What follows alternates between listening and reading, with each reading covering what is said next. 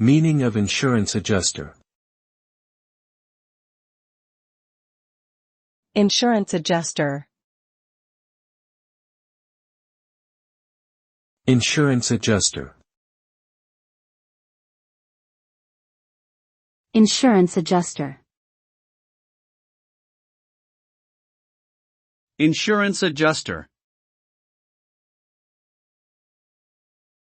An insurance adjuster is a professional who works for an insurance company and investigates insurance claims to determine the extent of the insurer's liability.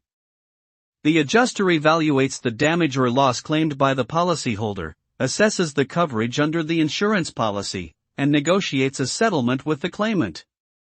They may also investigate the circumstances of an incident to determine if it was covered under the policy.